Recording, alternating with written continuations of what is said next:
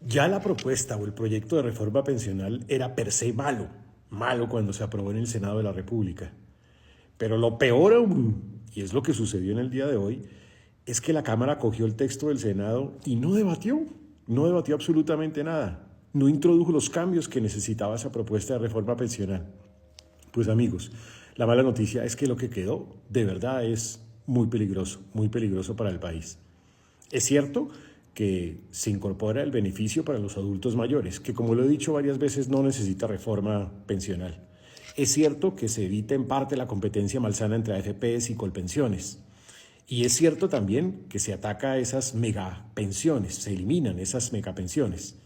Eso es verdad y eso es positivo. Pero ojo a esto, lo malo que ya tenía la reforma en el Senado y que habíamos invitado a que la Cámara le hiciera ajustes, quedó. Nada se dijo, nada se modificó de los regímenes especiales. Se mantuvo ese régimen semicontributivo que no motiva el ahorro, en donde a diferencia de lo que sucedía hasta hoy, no le van a hacer devolución de ahorros ni de intereses a las personas que han cotizado parcialmente o antes de las semanas que deberían cotizar en su totalidad para poderse pensionar. No motiva el ahorro pensional. Tampoco se modificó el umbral que quedó en 2.3 salarios, un umbral además sacado de la manga entre el promedio de lo que proponía el gobierno y la oposición sin ningún rigor técnico.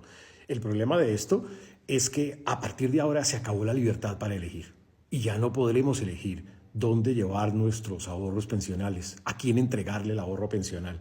Se lo vamos a entregar a quien no lo sabe administrar. Eso es muy peligroso. De paso, además, se acaba el crédito y el ahorro de largo plazo en nuestro país. Pero además se aprobó una reforma que a toda luz es insostenible fiscalmente. Ya lo he dicho, cuesta al año adicional cerca de 54 billones de pesos en el momento de mayor costo para el país. Eso significa, apreciados jóvenes, que ustedes asumen la carga de esta reforma pensional. La juventud de hoy asume la carga de la reforma pensional. ¿Por qué? Porque le va a tocar multiplicar los costos de sus cotizaciones, o le va a tocar asumir 4 reformas tributarias, por lo menos, o le va a tocar aprobar una nueva reforma pensional que haga lo que esta no hizo, modificar los parámetros, la edad, los aportes, entre otros temas. Pero lo peor de todo es que con la aprobación de hoy del texto del Senado, quedaron los errores del texto del Senado. Y los errores no son menores. Quedó un mico de un impuesto a varias de las pensiones en nuestro país. Quedó también la inconstitucionalidad e inconveniencia, que la dijo el gerente del Banco de la República, de que el banco no puede administrar esos recursos del ahorro pensional. Quedó también ese último artículo que se aprobó en el Senado de la República para aprobar esta reforma. Se necesitaba esa moneda de cambio y se aprobó un artículo que cambia la bobadita del sistema pensional para el 41% de la población del país, afros, indígenas, también campesinos, entre otros. 41% de la población va a tener ahora un nuevo sistema pensional. El problema es que ese artículo se aprobó sin valoración de costos, sin la organización operativa, sin una evaluación del impacto fiscal, un artículo que realmente puede ser pues, un costo que no puede asumir en este momento la nación.